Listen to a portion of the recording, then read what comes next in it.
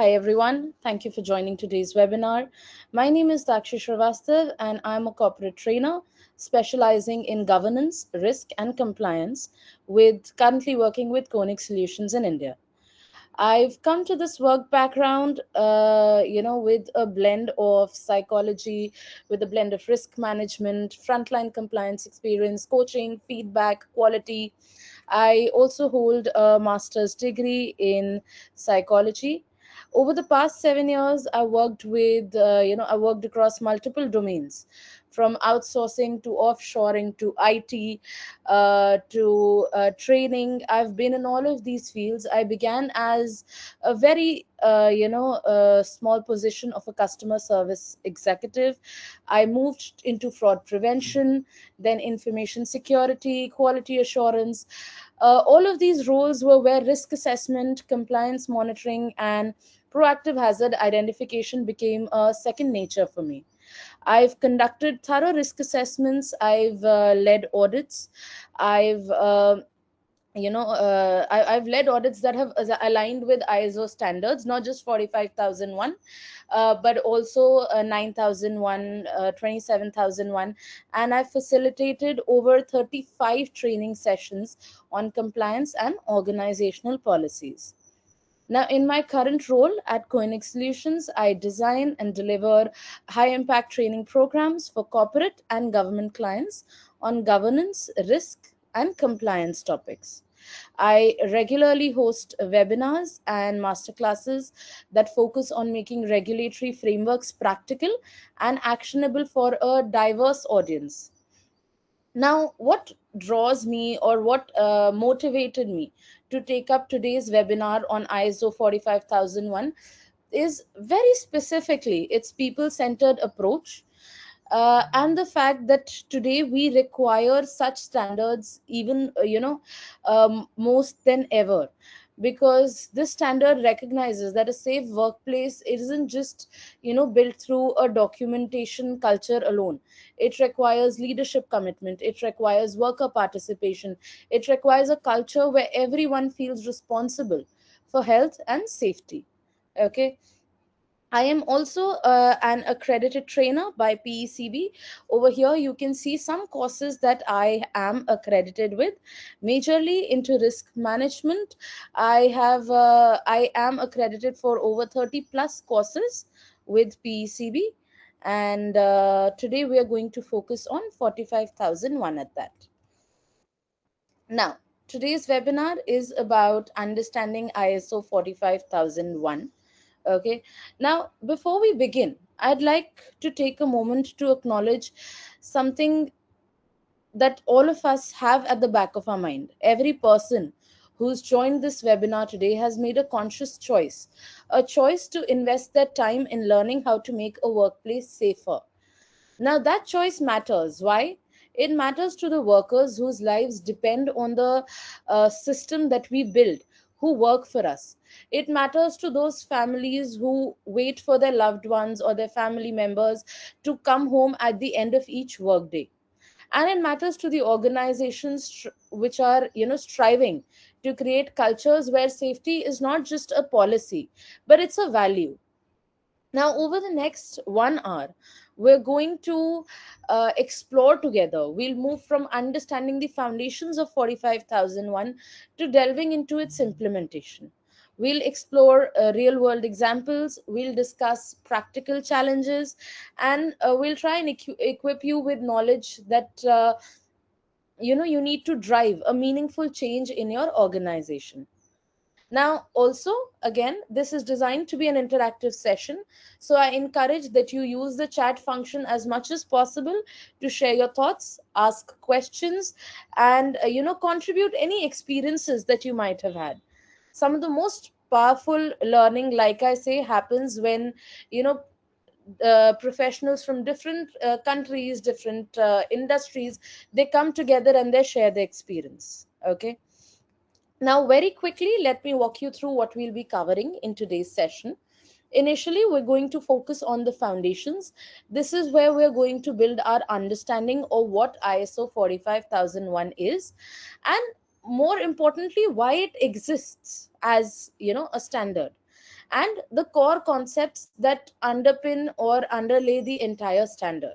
We'll cover the introduction of ISO 45001, an overview of the PECB accredited training course for ISO 45001, our learning objectives for the day, the structure and the scope of the standard. Then we'll discuss why exactly workplace safety matters. Okay, and you will include some statistics over here. The evolution of OHSAS 18001 to ISO 45001, some key concepts and terminologies that you'll need to master or at least know if you want to implement 45001 within your organization. Finally, the risk based thinking and occupational health and safety. Further, we will shift to implementation. Okay, this is where the theory is going to meet practice. We're going to explore leadership and worker participation. We're going to be planning for the occupational health and safety, support and operational controls, performance evaluation, continual improvement. Now, continual improvement is something that's a very, very important part of almost all ISO standards that you'll see. Then we'll finally go on to the PECB certification pathway and before wrapping up the session. Okay, we'll have a question and answer round towards the end of the session. Now, I want to emphasize something. While these 45 to 50 minutes may seem like a lot, but ISO 45001 or any management system standard as per that is very comprehensive. Today's session is designed to give you, a solid foundation, a clear direction, and for those seeking deeper expertise, the 4-day training course by PECB is going to provide you an intensive hands-on experience that is needed for, full mastery, along with a certification that will seal your expertise for, the rest of the organization. Now let's talk about 45001 or the introduction to 45001. What is 45001? Okay, so very simply said, ISO 45001 represents, a significant moment in the history of occupational health and safety. Now, this standard was published in March 2018 and it became the world's first truly international standard for occupational health and safety management systems.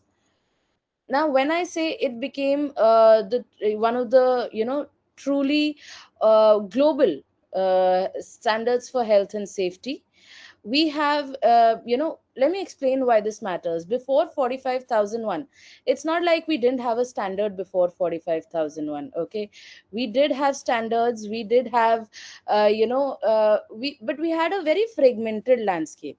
Different countries had different standards. OHSAS 18001, which is Occupational Health and Safety Assessment Series 18001, was while it was very widely used, but it was still not, a global mark of compliance. Okay. Now, ISO 45001 is something that changed that. Organizations, it unified best practices from over 170 countries. Okay, and that's a very large number. From over 170 countries, 45001, unified all the best practices into a single, a coherent framework. Now, whether you're managing a manufacturing plant in Germany, a construction site in UAE, or a healthcare facility in Japan, let's say, you now have an international standard to guide all of your efforts. But for 45001 is more than just a unification exercise. It represents a fundamental shift in how we think about workplace safety. Now the shift, very significant, from that has been brought about by ISO 45001, is from reactive to proactive. Now, if we were to talk about some traditional safety management of, traditional safety management often separated or operated in the reactive mode. Now, incident occurs, we investigate, we implement corrective actions, we move on until the next incident comes forward. Okay. Now, ISO 45001 flips this paradigm. It asks us to identify hazards and assess risks before incidents occur. It's about prevention, it's not just about response. Now, let's think about it this way. Imagine you have two hospitals. Okay, hospital A waits for a patient or a staff to fall in let's say a hallway or anywhere. Okay, and then investigates the patient, treats the patient, does all of this. Whereas there's another hospital, hospital B, which systematically assesses every ward, every corner, identifies fall hazards, evaluates the risk levels of falls, evaluates exactly which patients are, let's say, more aged or more susceptible to fractures or broken bones, and as per them puts them in various in different wards or different places. Now, which hospital would you want your family members to stay in? We're obviously answering hospital B. Now, that's the essence of 45,001's proactive approach. Universal application is, another defining feature. ISO 45001 is not an industry specific, standard. It applies to any organization, regardless of size, regardless of type, or regardless of sector. A five-person startup can implement it. A multinational corporation with 5 lakh employees can implement it. A mining company can implement it. A law firm can implement it. The standard is not designed per specific industries. It's designed to be adaptable. It provides a framework and not a rigid prescription.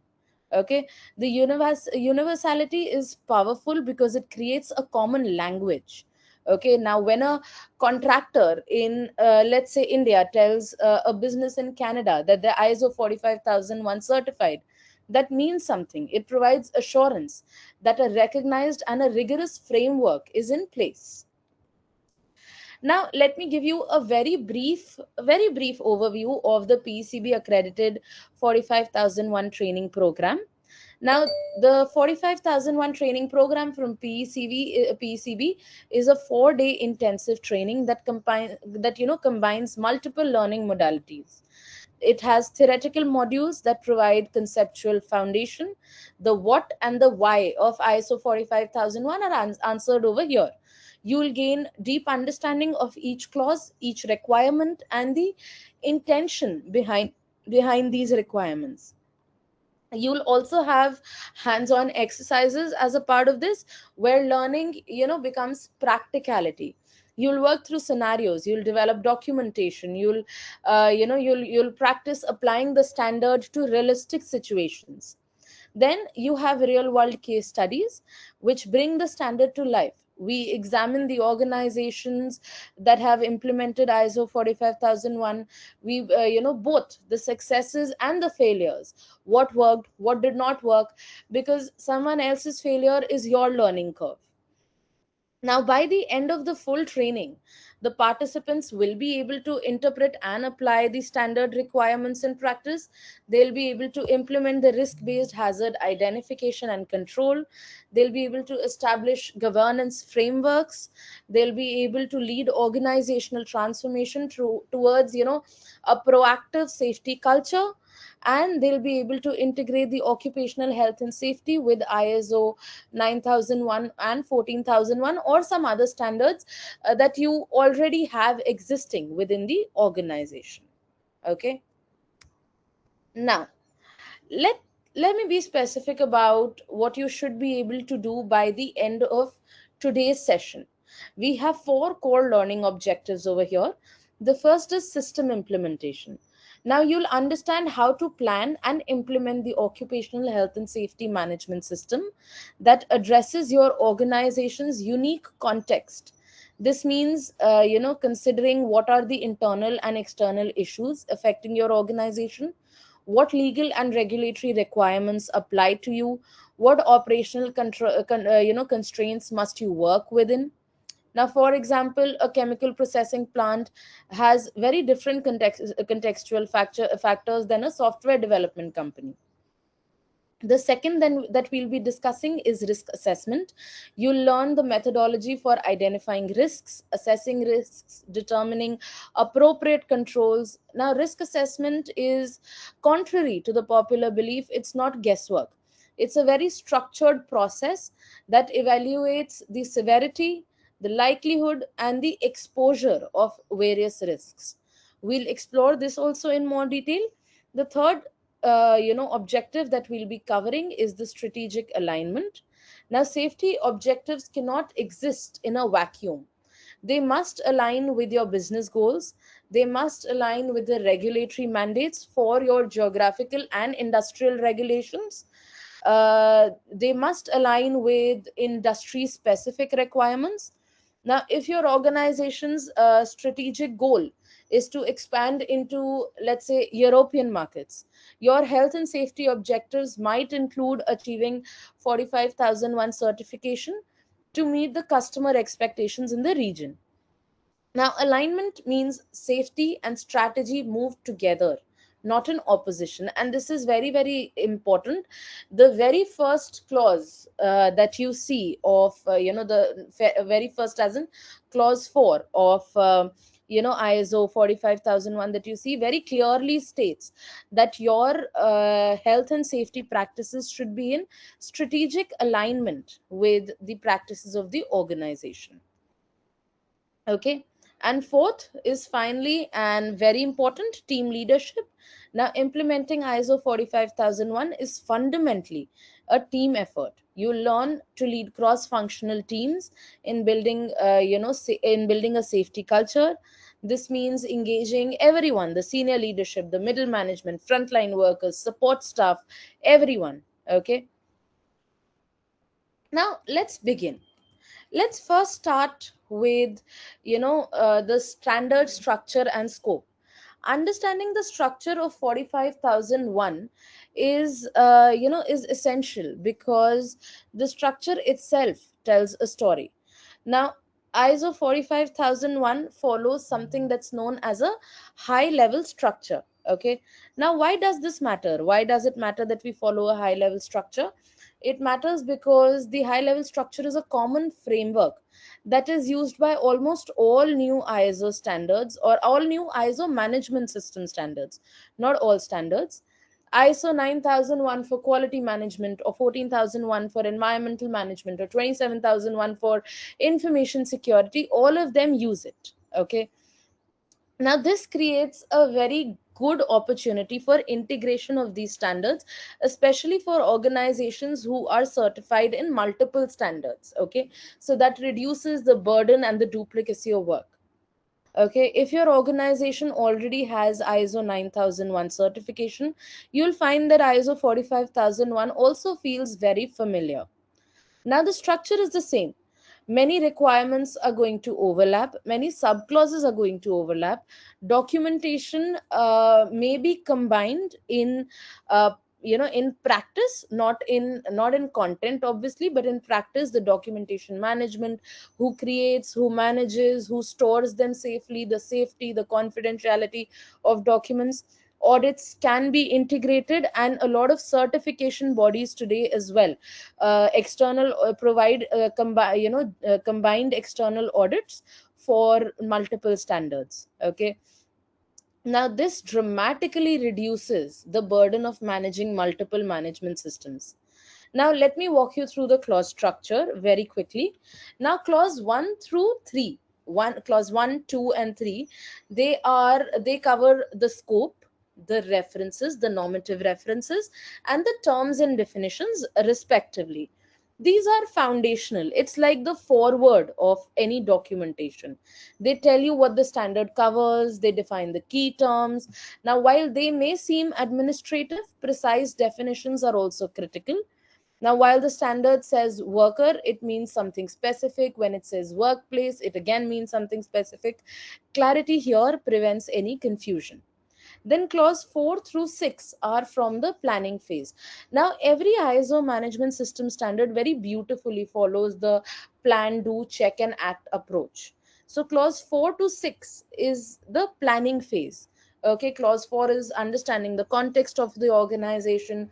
Clause 5 is getting leadership commitment. Clause 6 is planning your actions properly. Clause 7 and 8 are a part of the implementation or the do phase, wherein clause 7 encourages, you, or ensures that you have the resources, the competence, the awareness, and the communication needed, the communication channels needed within the organization. And clause 8 for operations implements the control that eliminate hazards and reduce any risks that you have identified in clause number 6. Okay. Now, clause 9 and 10 form a part of the check and the act phase, respectively. Clause number 9 talks about performance evaluation, wherein we monitor, measure, audit, and review the activities that we are performing as a part of, the management system. Clause 10 talks about improvement. It talks about dealing with any non-conformities that have been identified, and it also talks about handling incidents, non-conformities, and driving continual improvement within the organization. Okay, the logical flow ensures that the organizations don't just implement a system once and forget about it. The standard demands ongoing evaluation, it demands ongoing improvement. It demands that an organization does not become complacent or stagnant in any form.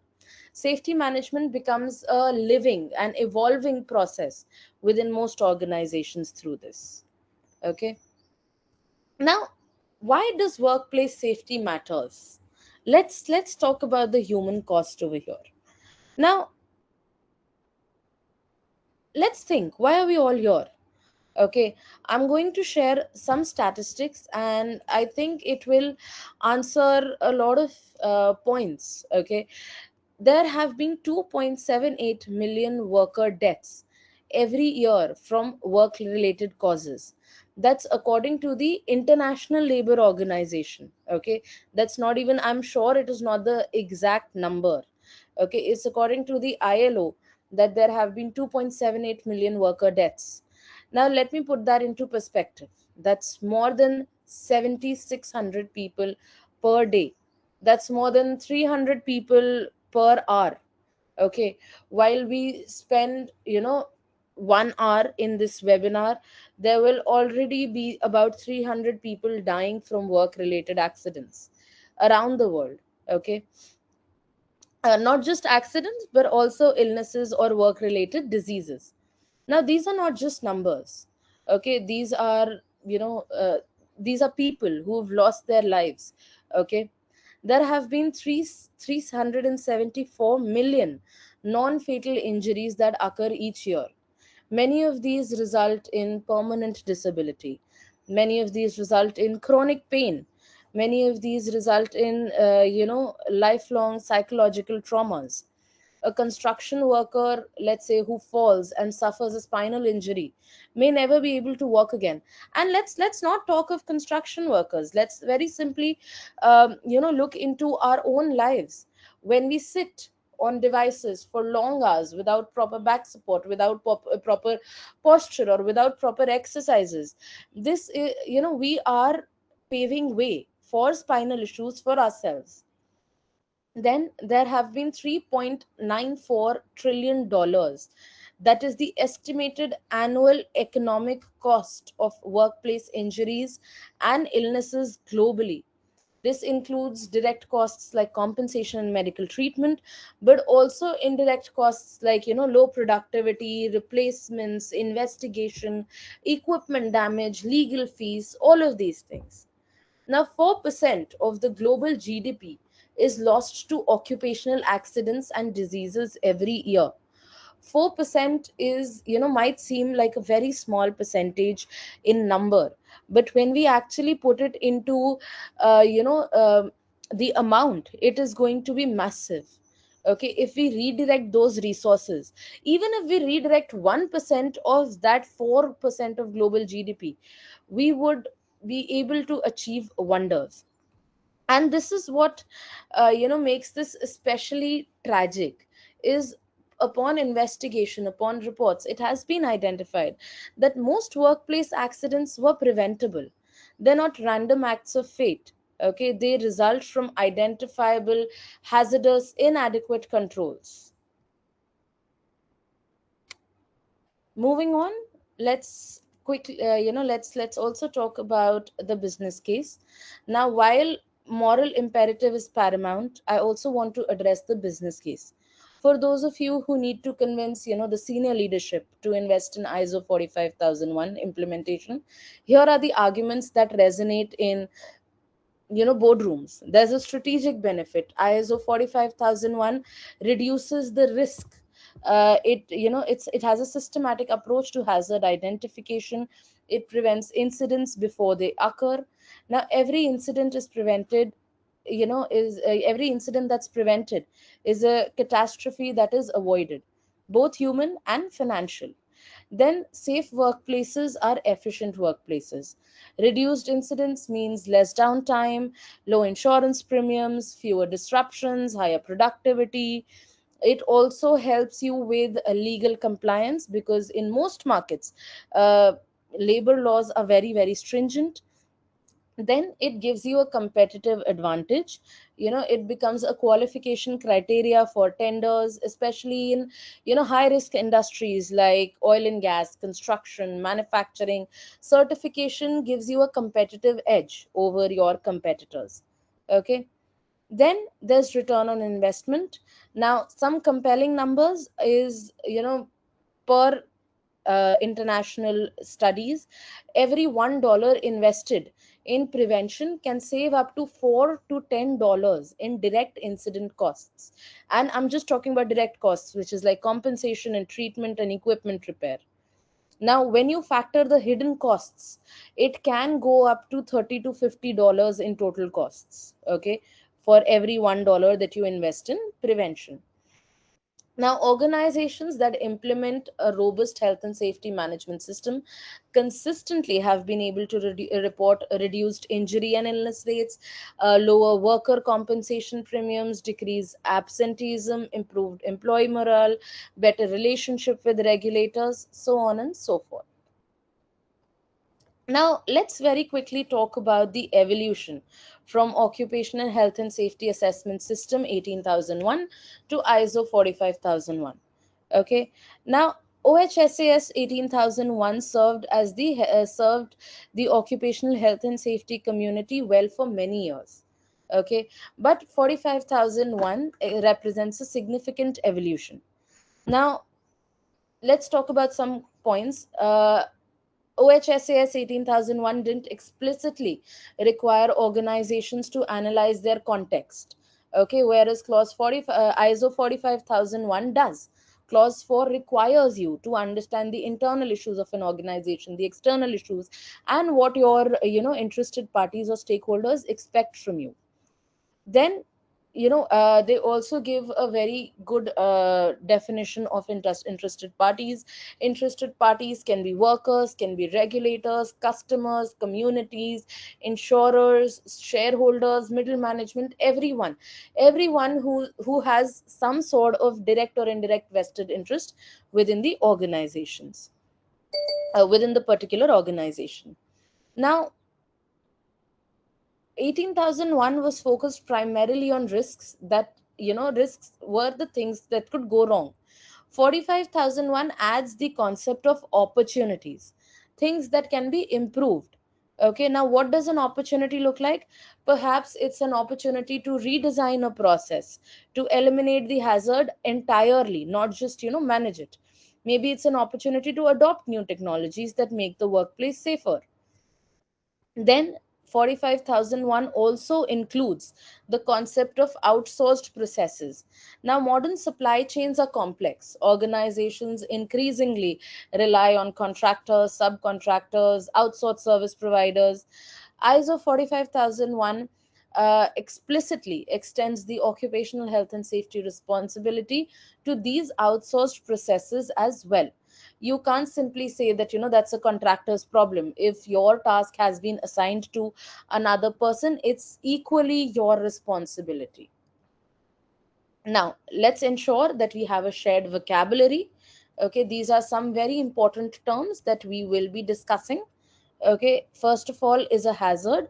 A hazard is very simply a source with the potential to cause injury or ill health.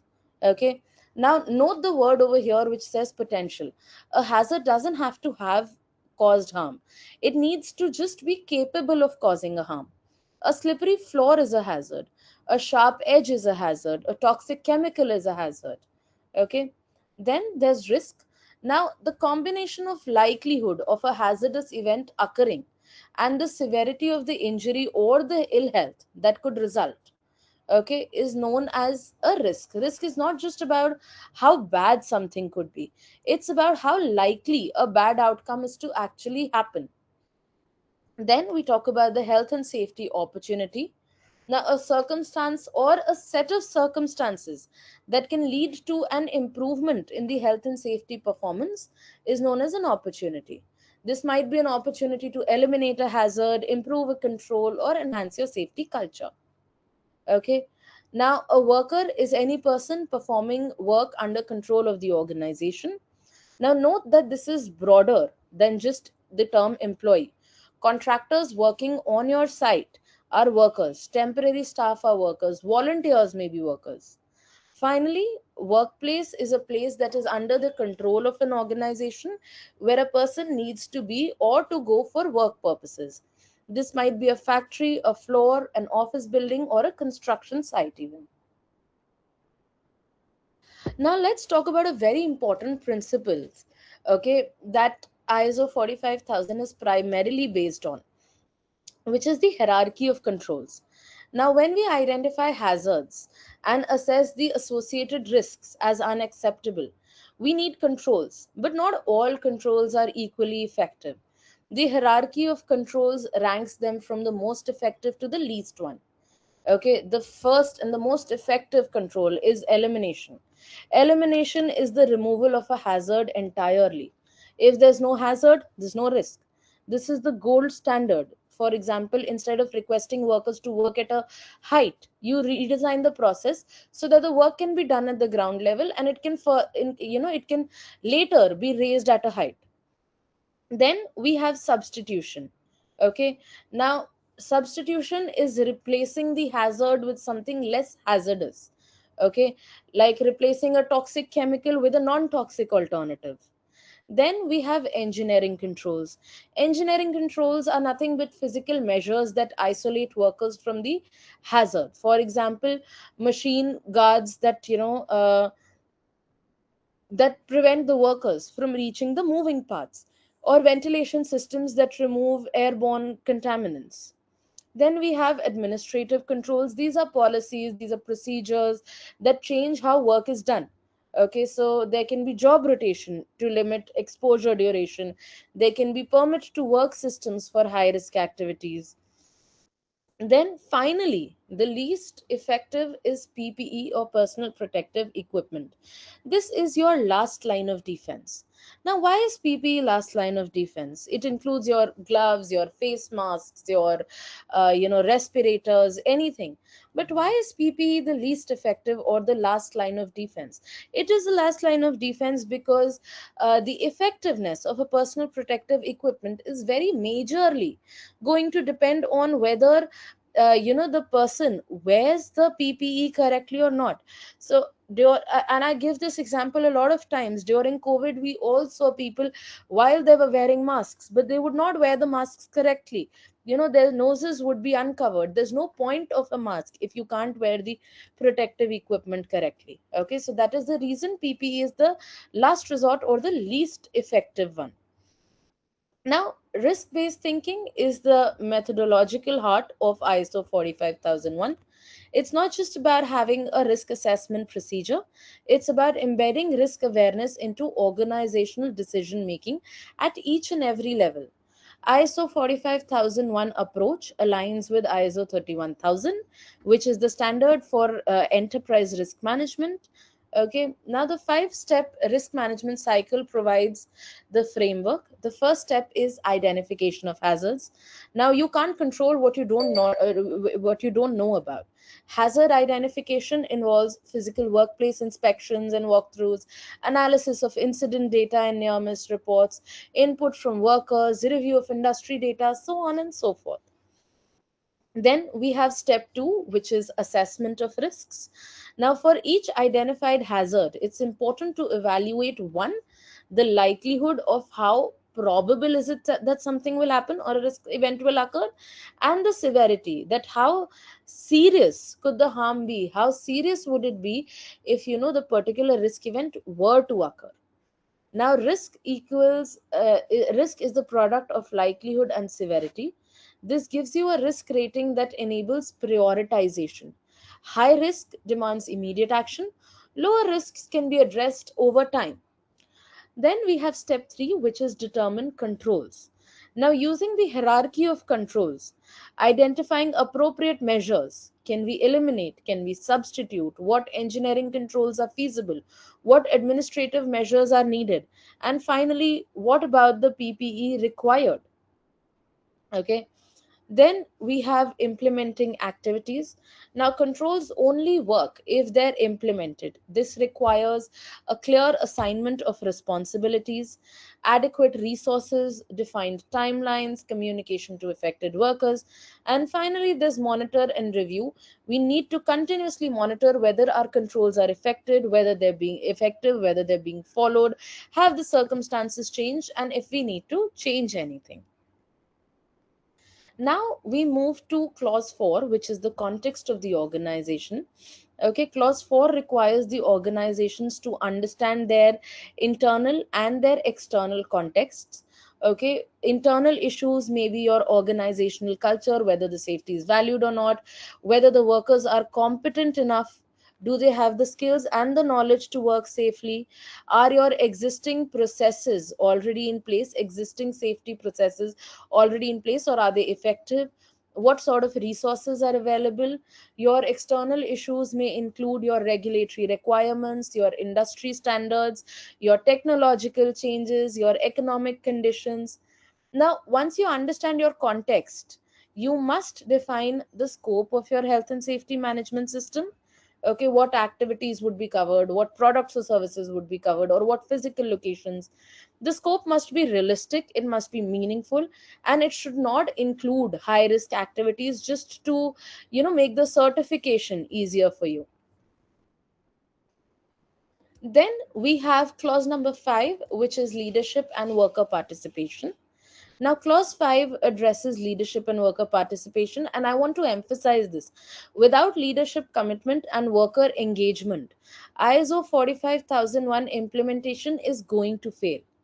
You can have the perfect documentation, you can have sophisticated systems, but if leadership doesn't demonstrate commitment, if workers don't participate, safety performance will not improve, because at the end of the day, safety is a culture that you need to inculcate or cultivate in an organization.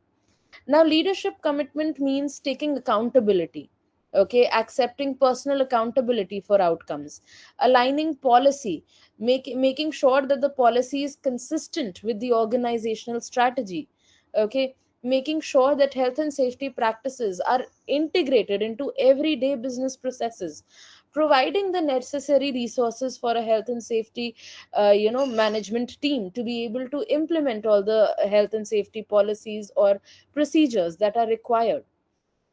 Okay, now worker consultation. Now, what does worker consultation mean?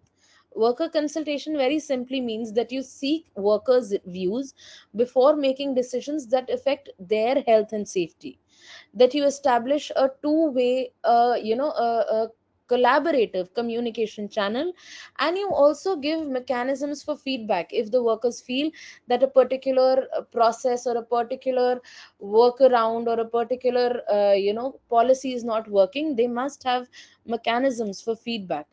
Now, worker participation goes further. You must involve workers in hazard identification because they're the closest one to the work. You must include workers in incident investigations because they understand the context. Most of them would have probably been there when the incident occurred. engaging workers in safety committees, inviting workers to contribute to solution development. Now, there's a very powerful principle over here that workers are not just protected parties, they are active partners in safety. And if they're active partners, only then can your health and safety culture be positive or be useful. Then we go to clause number 6. Clause number 6 addresses planning. Now, this is where organizations translate their understanding of context and commitment from leadership into concrete objectives and action plans. Okay.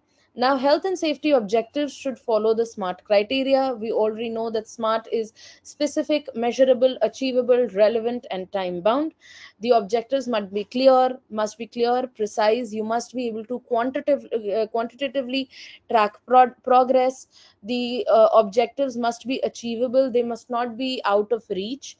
Okay, they must be relevant to your purpose, your objectives, and they must be time bound, because very simple, very common saying, work expands with time. You must give a closing time to every objective, to every objective that needs to be achieved. Okay.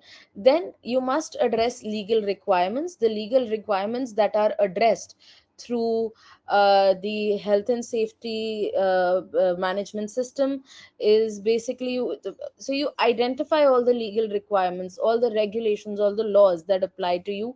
You assess and ensure, you assess the current versions of the applicable requirements. You determine how they are applicable to you, some specific provisions or the entire regulation, and then you make sure that through your policies, your procedures, your efforts, you maintain compliance with those points. Okay.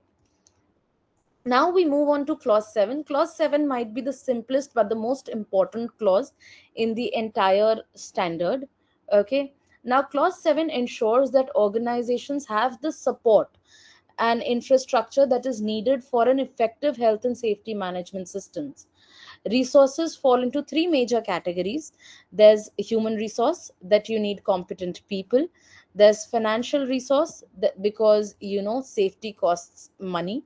Equipment, training, protective measures all require a budget. There's infrastructure, basically the physical environment.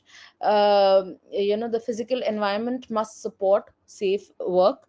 This means that the equipment, the ergonomic workstations, appropriate ventilation, everything is included in the infrastructure. Then there's competence. Okay. Now, competence is a critical concept. ISO 45001 defines competence as the ability to apply knowledge plus skill, and very now that we also call a third parameter, which is behavioral skill, to be able to achieve the intended results. Now, competence can come from education, it can come from training, or it can come from experience. Okay. Now, a person may be highly educated but lack practical experience. Another might be experienced but not trained in new procedures.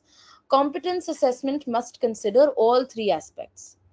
Then we have awareness. Awareness ensures that all workers understand the policy, their contribution to the objectives, the benefits of a good health and safety performance, the consequences of not conforming to the requirements, and how it will affect their health and safety.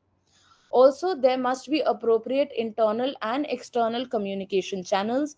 There must be safety meetings, incident alerts, policy updates, contractor briefings, community engagement. All of these communication must be appropriate, it must be timely, and it must be effective. Finally, we now have clause number 8. Clause number 8 is where the rubber finally meets the road, where planning translates into operational action. Okay, this clause addresses the controls that eliminate hazards and reduce risks in our day to day operations. Okay. Now, if we revisit the hierarchy of controls, if we see the primary control type is elimination, the principle is removing the hazard entirely. The example may be removing the hazardous process. Then it may be the next substitution may be using a water based paint instead of a solvent. Engineering may be installing machine guards, okay, or a local exhaust ventilation. Administrative controls may be job rotations, trainings. PPE may be respirators, safety glasses, hearing protection, everything. Now, when selecting these controls, always start at the top. Okay. Now, a lot of organizations jump straight to personal protective equipment because that's the easiest. But you have to look at what is the most useful. Now, management of change is also a critical operational control. Any time that you change processes, equipments, materials, personnel, or the organizational structure, you must evaluate the potential impacts before implementing the change. Many serious incidents occur because the changes were made without considering safety implications. A classic example is when a plant changes a pipe material to save costs. The new material may be incompatible with the chemical that's being transported, and no one assessed the safety impact. So it's very important to manage all of these changes. Okay. Now we go to performance evaluation. Clause 9 addresses how organizations evaluate the effectiveness of their health and safety management system.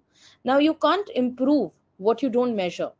Monitoring and measurement involves both leading and lagging indicators. Lagging indicators are proactive measures that predict your future safety performance. Number of safety inspections conducted, percentage of workers completing the safety training, number of near misses reported, safety audit scores, behavioral observations. Okay.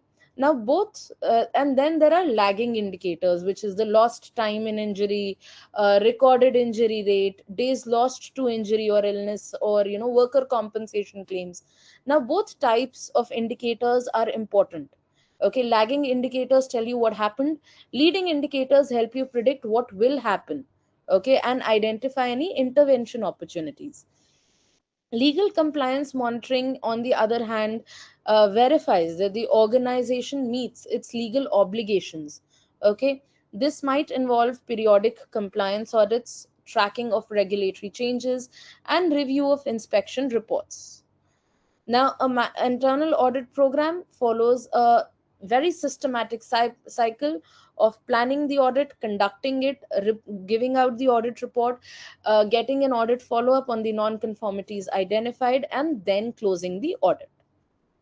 Finally, there's management review that brings the entire top management together to review the health and safety management system performance. Reviews should be able to examine audit results, incident trends, progress towards objectives, and some outputs from these reviews can be any changes or improvements required for the health and safety management system to be more to perform better. Now, finally, clause number 10 addresses improvements, both reactive through incident investigations and proactive through a continual improvement cycle. Incident investigation is not about assigning blame. It's about understanding causes and preventing any reoccurrences. Effective investigation investigates, documents the entire investigation, acts as per what has been identified, the root cause analysis, verifies whether the corrective actions have been effective, and then communicates the learnings or the lessons learned throughout the organization. Non-conformity and corrective action follow a similar process, whereas a continual improvement embeds the PDCA, or the plan, do, check and act cycle, wherein you set objectives and targets, you implement the actions that you have planned, you monitor whether those actions have been fruitful, whether they have been effective, and you take action to improve or not improve the cycle. Okay. With this, we finish the content at hand, okay, that we had. Okay. uh, s- let's talk about the certification pathway first. Now, for those of you who are interested in this particular certification, the PCB offers four levels of certification and two types. There's an auditor and an implementer. I've taken the implementer example over here. So, a person who's majorly responsible for managing the health and safety management system or creating it is going to take up the implementer certificate, whereas someone who's more interested in internal and external audits is going to take up the auditor one. In each of these certification, you have four levels: provisional, implementer or auditor, lead, and senior lead. Which certificate you get is going to be determined by the number of years of experience that you have and the project tasks that you've completed.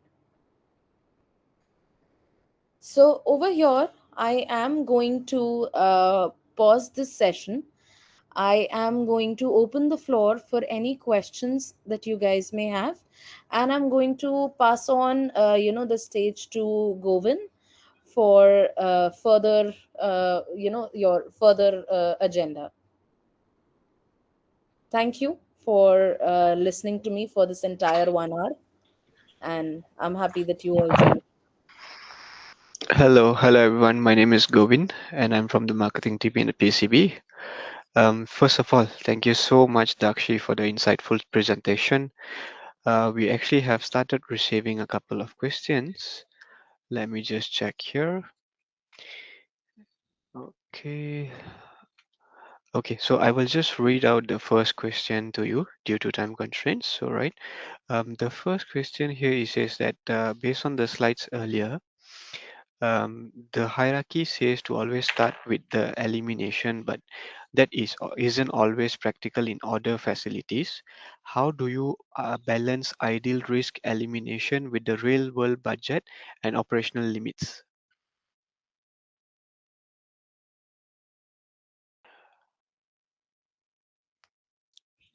Dakshi, you're muted. I'm so sorry. I'm so sorry. Okay. I was just saying that it's a very good question.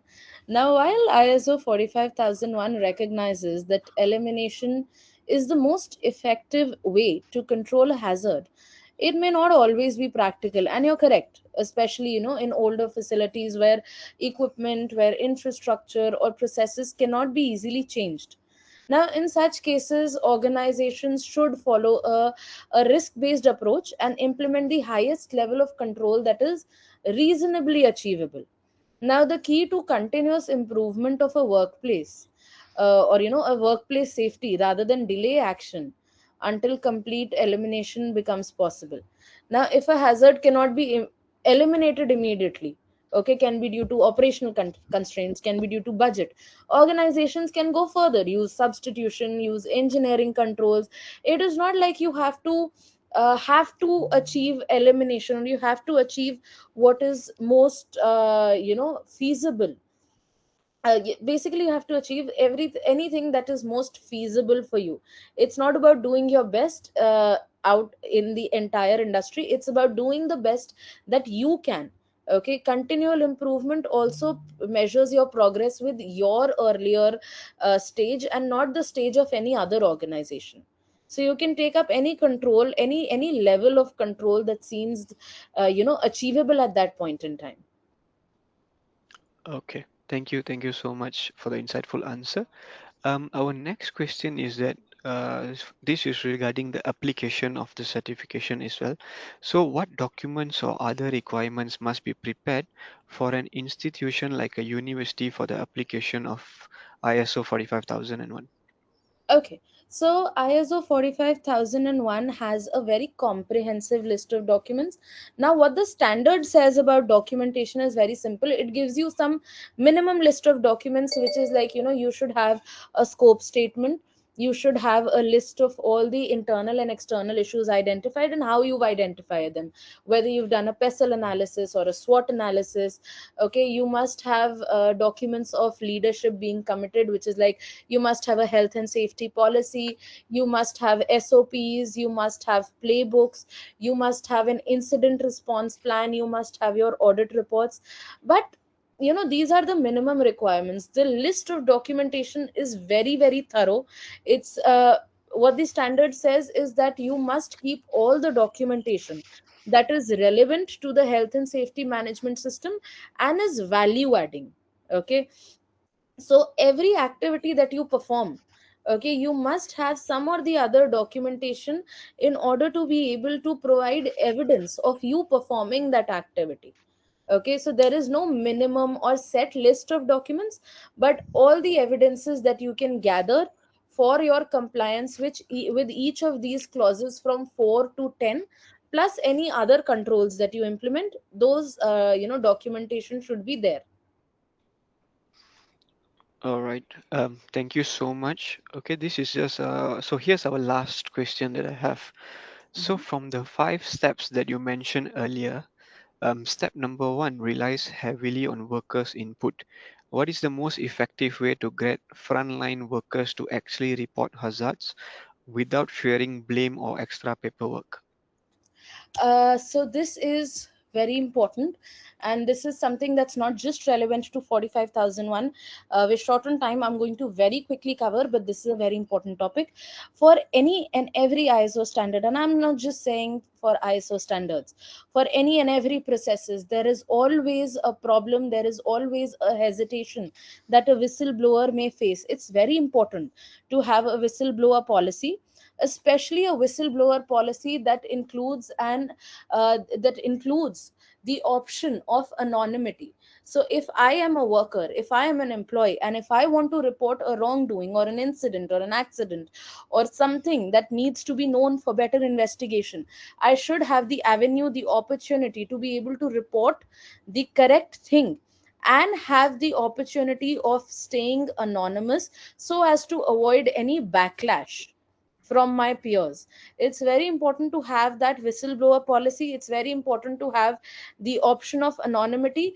And some ways that I have seen most organizations that I've consulted for, ways in which that can be done is, having an some sort of a ethics hotline, having some sort of, phone number or email through which people can anonymously report incidents and accidents. This is very very important, and this is not only important for health and safety, but for all types of incidents that an organization may face. Wonderful. Thank you so much. If you don't mind, just one last short question, which I find interesting here, is that so here someone is asking, leadership commitment is the hardest thing that we get from nowadays, especially for a small organization with a minimum budget. So how we as workers convince our leaders to implement 45,001 in our organization? Okay, so if you remember at the very beginning of the presentation, we talked about something called a business case. Now a business case is your very first step to 45001 implementation. For to convince your leadership, first, I know that when we talk in practical senses, it has a lot other aspects also, but theoretically, at least, the first thing that you do is present a business case. You present exactly what would be the benefits, the costs, the timeline, everything. Okay, in a business case is basically also known as a decision making tool. You highlight all the problems that the organization has faced, a solution from them all. And now, with legal regulations coming in, with labor laws and labor codes becoming more stringent, it has become easier to convince leadership. You don't need to convince them, it's actually become a legal regulation or a legal requirement now. All right. Thank you. Thank you so much, Dakshi. So, as we wrap up, I would like to once again thank you for sharing your expertise with us today. And I would also like to thank our audience for their very active participation. And as we wrap up, I would like to remind everyone here that a recording of this webinar will be available on our website after this. And also, if you have any more questions, please do not hesitate to reach out to PCB. Once again, thank you, Dakshi, so much for the presentation, and thank you everyone who joined us today. Thank you. Bye bye. Thank you.